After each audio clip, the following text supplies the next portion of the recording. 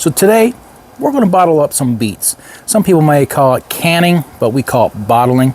Simple fact, we're using a bottle, but it's okay, whatever you want to call it. But we left Father in charge of purchasing the beets. Now last year, I think we did about £60. Well, couldn't have £60 this year. Couldn't have £80. £100 of beets. It's going to be like 2 days work, but that's okay. We can get it all done and we're going to have fun doing it because we love bottled beets. It's one of our traditions here in Newfoundland and we definitely like it for the winter. And we can get a couple years easily with these bottles. So hopefully next year we won't have to do any. And hopefully we'll be doing more types of bottling, like some relishes, things like that. So we're going to head in and we're going to have a great breakfast.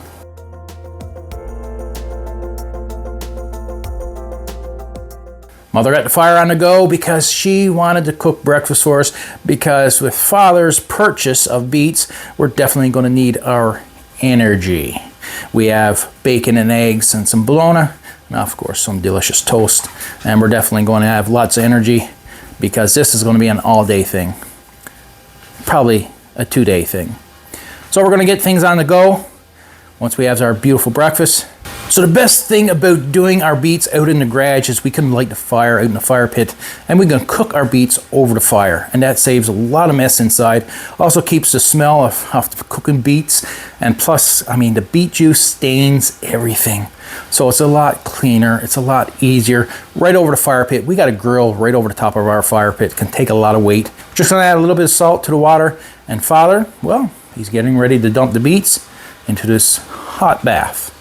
Won't take very long, a few hours, we'll have it all cooked, all tenderized and ready to be bottled. So we're going to cook all of our beets outside because we need to cook it until they're fairly soft, not real soft, you know, but more or less tender. Once they reach the tender mark, then we'll be good to go. So we're only going to use 2 out of the 3 pots to boil our beets. The third pot is our water source. We want to keep that at a high temperature and boiling if possible. And whenever the pots with the beets in it gets low with water as it evaporates out, we want to use hot water to top them back up. If you use cold water, you're going to cool off the water. You're going to got to wait for it to boil again because we're trying to keep the temperature as consistent as possible. So the third pot is our boiling water to replenish the water that evaporates out of the pot with the beets. We're going to give you a sample of how we put the wood in the fire, because apparently there is a right way and a wrong way how to put wood in a fire pit. And guess who's going to tell me the right and the wrong way? You guessed it. Father is going to tell me. So the fire is starting to die down, so I decided to go and get some more firewood.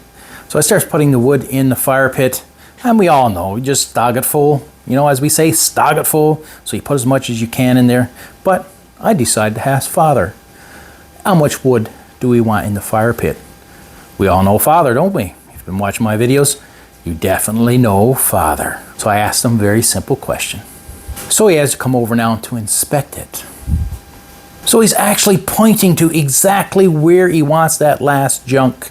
It's amazing. It's a round fire pit. Couldn't go anywhere. The flames, the heat, it's all over that round fire pit, but it has to be in a specific place. And not only that, he puts in the last junk because it was him that topped up the fire just by putting that one junk in. Amazing. We all know Father, don't we? As long as his hands is in it, it's going to turn out perfect. Let's hope so. So I decided to take the drone out, get some aerial view. Now we're still doing a lot of work with our back garden because we built the garage here about 2 years ago. So there's still a lot of work to do out around the garden as we're finishing up the garage. The loft still has to be finished, so there's still a lot of work on the go. So we're getting an excavator come in this week to do half the land, level it up, and put down some crushed stone for the driveway.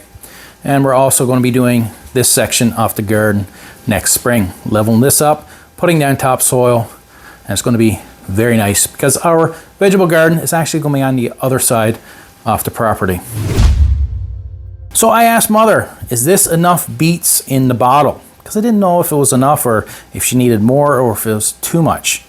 So Mother, not realizing what she did, said, no, not quite. She took one beet, placed it in the bottle, and she said, now it's full. Then she realized, oh no, that's what Father does. And Father was like, what? What? What?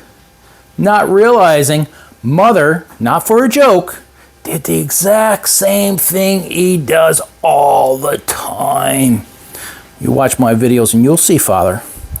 You'll see what Father's like. But Mother realized, oh no, I copied Father. What am I doing? So the beets is all done cooking. It's very tender and it's at the right texture that we're looking for. So we're going to set up a assembly line. So Father's going to be doing the shucking. So he's going to be taking the skin off the beets just by using gloves. They're very hot, but very easy to slide that skin off the beets. Mother's going to be slicing the beets, and I'm going to be taking the slices, placing them in the bottles. Then we'll put the caps on them. Then they go back into boiling water, and then they'll finish sealing in the hot water. So when you have 3 people, one doing each job, it doesn't take long.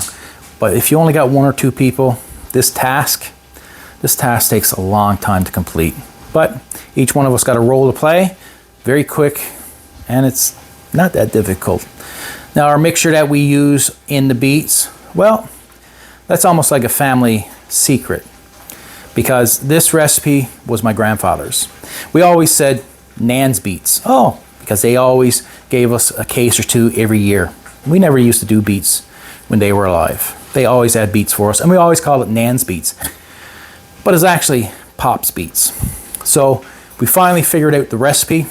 Took us a couple years of trial and error, but we do have the recipe down pat, and it's our recipe. And you know, when you talk to someone that does their own canning or does their own bottling, they always have the best recipe. We say we have the best beet recipe, but everyone you talk to that do their own beets, have been doing it for years, they'll tell you they have the best recipe. And you know what? It's all about taste. It's all about what you're used to, and really, everyone has the best recipe. So altogether, we're gonna have about 80 to 90 bottles of beets. Now, some bottles is 1 liter, so we count them as 2 bottles because he usually does the 500 milliliter bottles. So if they were all 500 milliliters, then yeah, we will probably have close to 80 to 90 bottles. But some are the 1 liters, which they're more for us. We do give a lot away to family and friends, so that's why we're doing a lot of beets this year. Father's getting ready to bring these bottles back out to the fire pit where they're going to be boiled over the fire pit.